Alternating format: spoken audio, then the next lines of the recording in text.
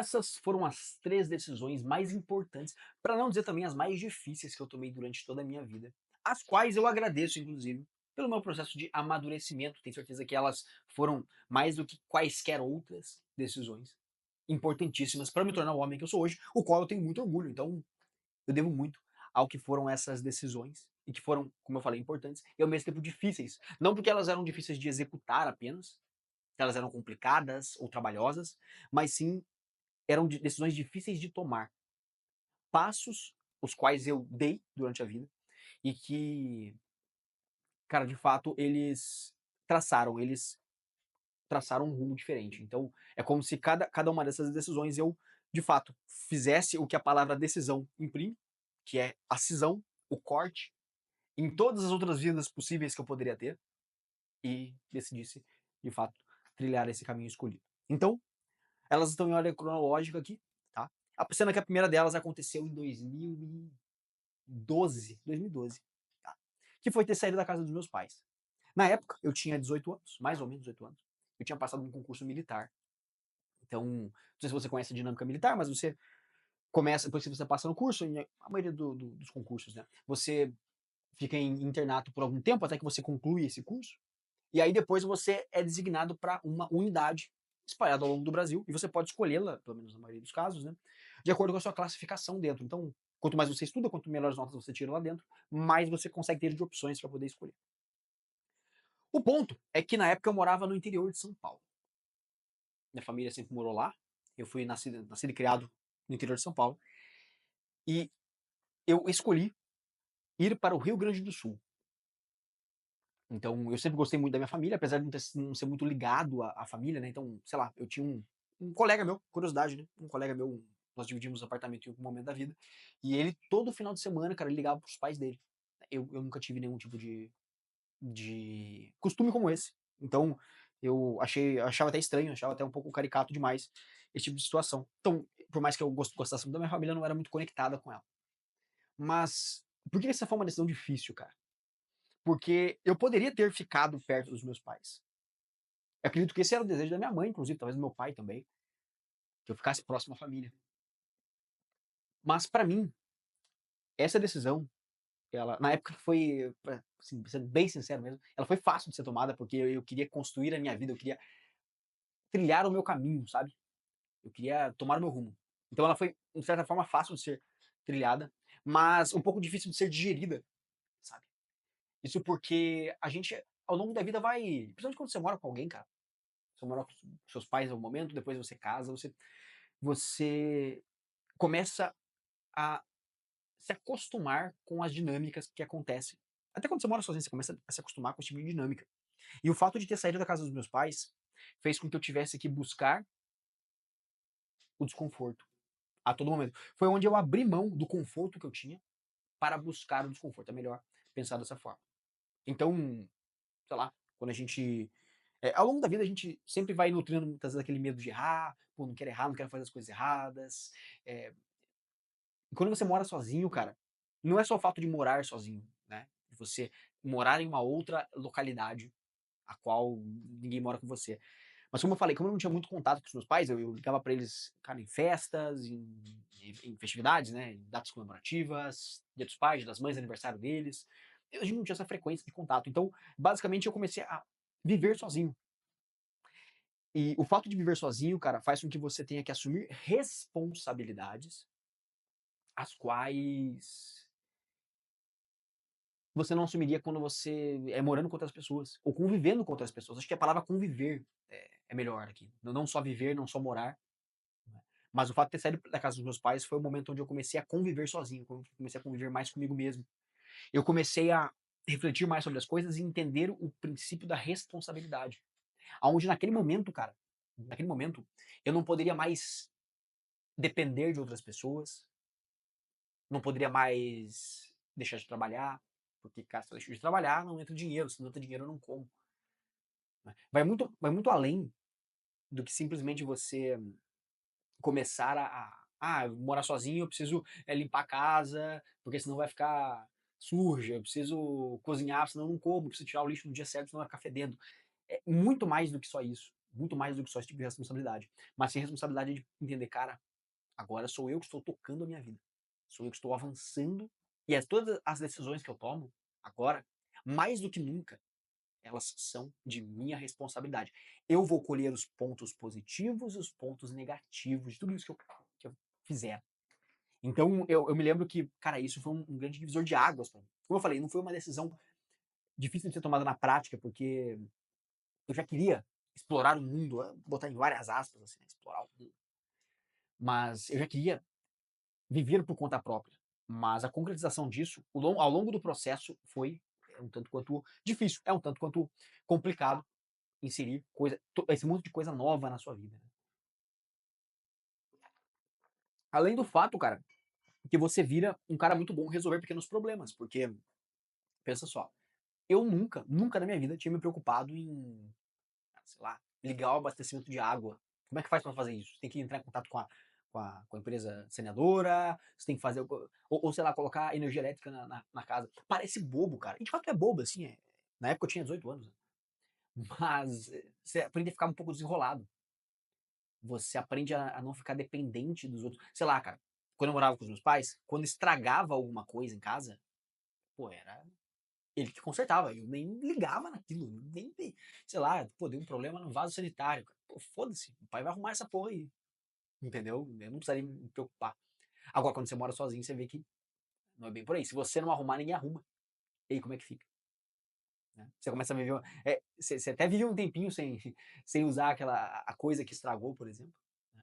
Mas uma hora você tem que dar um jeito de consertar aquilo. Né? Então, isso também foi um ponto muito positivo.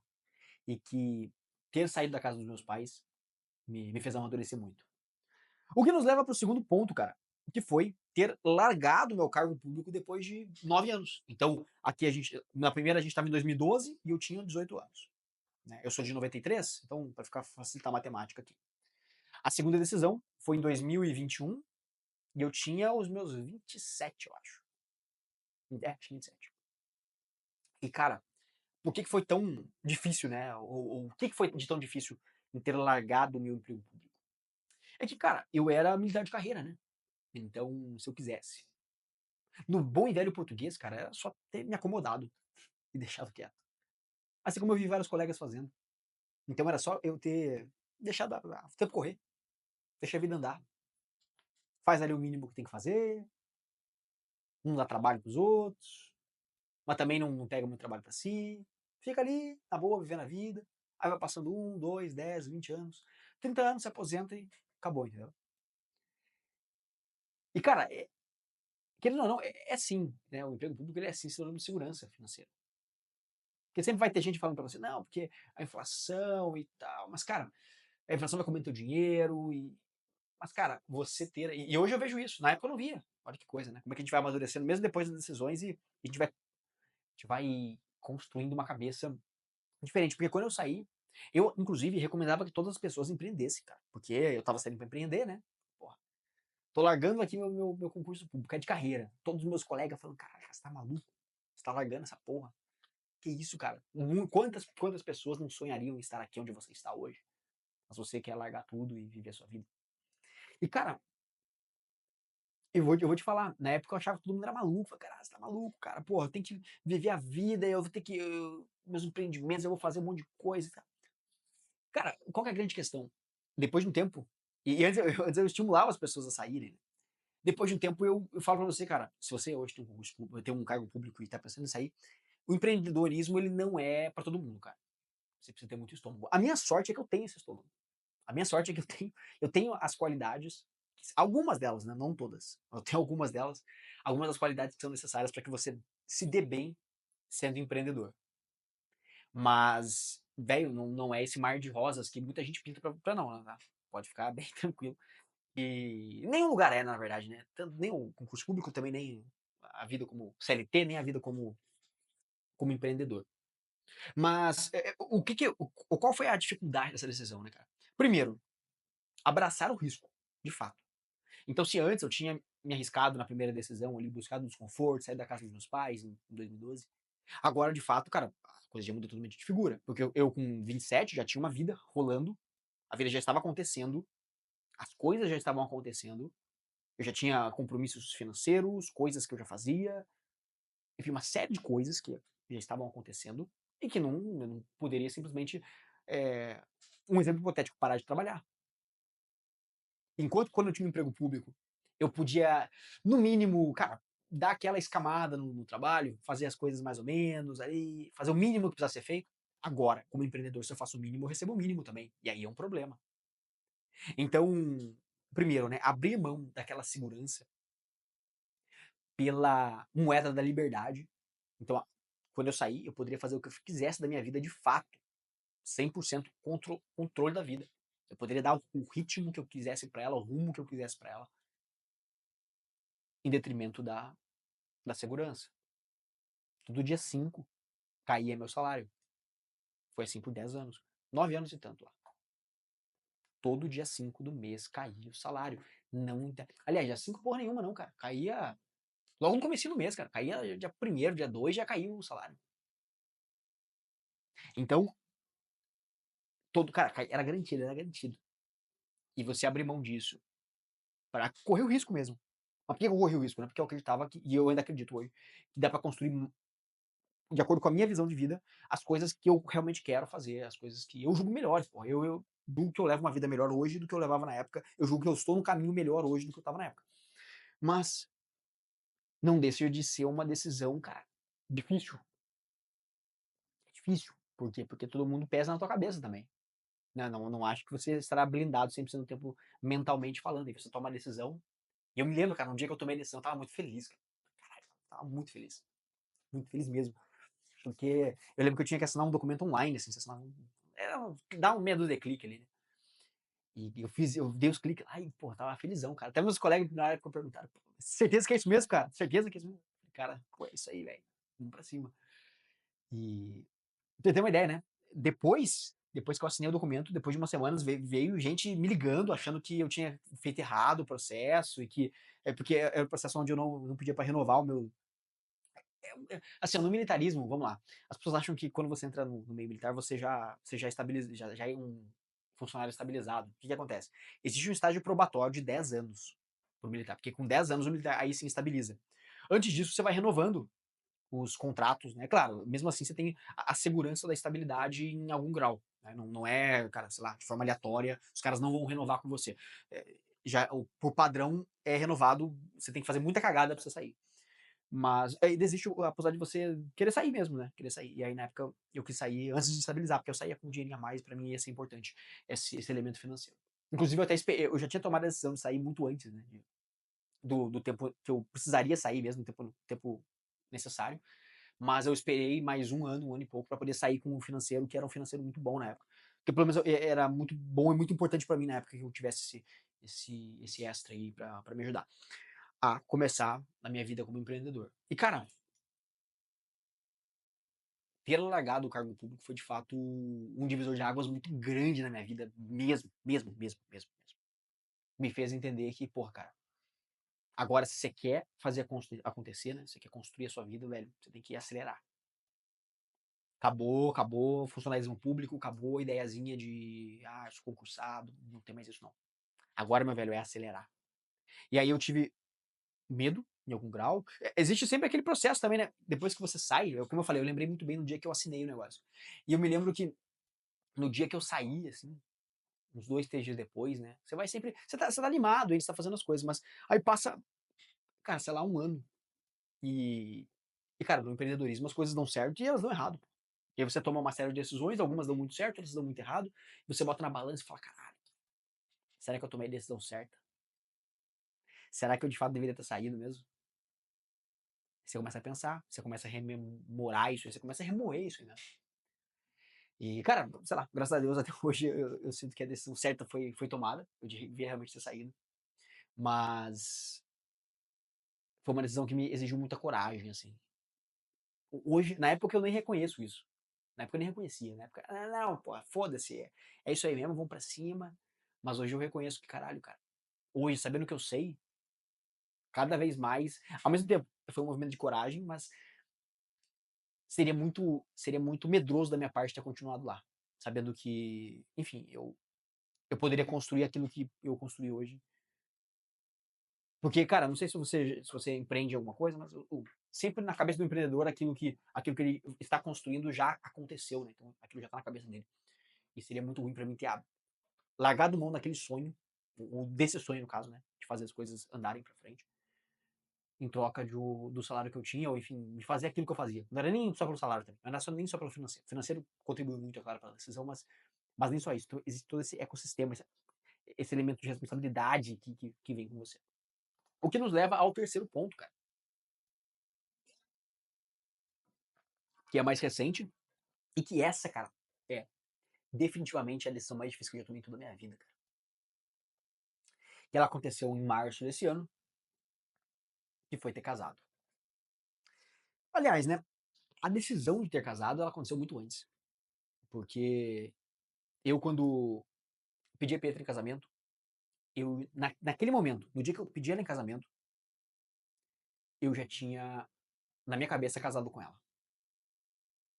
E essa mudança de mentalidade, para mim, ela sempre foi muito importante. Então, eu sempre dei o passo na certeza daquilo que eu queria.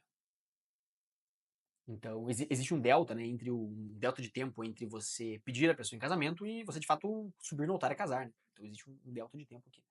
O qual a gente ficou noivo por um ano, eu acho, um ano e pouco. Foi o tempo de organizar o casamento mesmo, né? Organizar as coisas, escolher como é que vai ser, como é que não vai ser. Então, a gente ficou, acho que é um ano e meio. Eu pedi ela em casamento em agosto de 22 ou 23. Acho que agosto de 23. Agosto de 23. Isso, definitivamente foi agosto de 23. Que a gente começou a namorar em maio de 21. De 22. Começamos a namorar em maio de 22. Eu já tinha largado o funcionalismo público, então eu já não era mais militar. Em maio de 22 a gente começou a namorar. Em agosto de 23 a gente decidiu casar. E em março de 25 a gente de fato casou. E, cara, por que essa foi uma decisão? Claro, importante, era óbvio que ela era, né?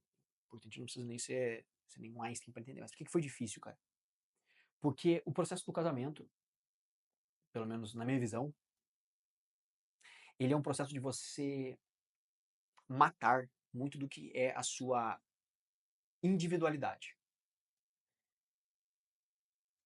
É claro, você ainda terá sua individualidade em algum grau, em muito grau, mas a sua vida passa a não ser só sua, sabe? Você começa a viver com responsabilidades reais, porque agora, além de só ter a minha. Então veja como é que foi o crescimento de responsabilidades ao longo da vida, né? Então, no primeiro momento eu tinha só a minha boca para sustentar e o funcionário já era funcionário público, então não precisaria fazer nada. No segundo momento eu tinha só minha boca para sustentar e as minhas coisas para fazer e aí eu saí do funcionalismo público e tinha que batalhar para isso. E agora nós estamos num momento onde eu não tenho mais só por mim a vida para viver. Eu vivo por mim e vivo por outras pessoas também. Pela Pietra, no caso. Por hora. A grande questão é que, cara, você você desenvolve um outro senso de responsabilidade mesmo. Você entende que quando você vive sozinho, você sempre tá. Por mais que você esteja errado das decisões que você toma, você sempre tá certo. Porque a decisão é tomada e a vida acontece. Agora, quando você mora com outra pessoa, quando você vive com outra pessoa, mais do que só morar, mais do que só dividir um teto com um colega de faculdade, mas quando você vive com outra pessoa e você pretende viver com ela pro resto da vida, as decisões que você toma, elas são decisões que influenciam todo mundo. Influenciam na forma como você constrói uma família. E, cara, por isso que pra mim essa foi a decisão mais difícil. Porque eu tive que matar um pedaço meu para construir, para usar como adubo esse pedaço e fazer florescer. Eu falei isso nos meus votos de casamento, inclusive, cara. Eu tive que matar uma parte de mim para que essa parte pudesse servir como adubo para fazer florescer. Uma melhor parte de nós, né? No caso, eu e a Pietra. Então, para mim, por hora, esse foi o terceiro ponto que, cara, é complicado, é muito mais complicado do que eu imaginei. Eu jamais pude imaginar que fosse. Mas é muito bom, cara. É muito bom. Por isso que eu digo, tem alguns amigos meus que reclamam do casamento, eu falo, pô, cara, o casamento é errado quando você casa com a pessoa errada. Quando você casa com a pessoa certa, puta que pariu, cara. A vida é boa demais. E, cara, acho que é isso, né? É isso. no final das contas, todas as três decisões, elas foram difíceis de tomar. Algumas sim, né, outras não, outras foram mais difíceis na execução, mas acho que você conseguiu entender os pontos. Mas, como linha geral, cara, meio que as coisas se resumem à responsabilidade. Porque é onde eu acredito que o homem nasce. O homem nasce no frigir das responsabilidades, entendeu? Aonde elas nascem e aonde elas se dão, onde elas se constroem, ficam mais robustas. As responsabilidades. Quando você deixa de viver só pra você, porque, cara, querendo ou não, isso é coisa de moleque, né? Menino, menino. Não preciso nem usar um termo pejorativo, né? Um moleque. Mas menino, cara. Quando eu tinha 15 anos, eu vivia só pra mim.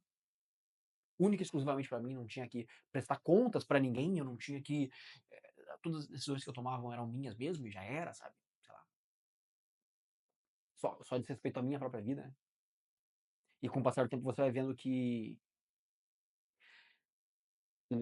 se tornar homem é não se colocar mais na frente da situação, aliás, né? É não se colocar como o centro da situação, mas sim como o centro da resolução dos problemas da situação.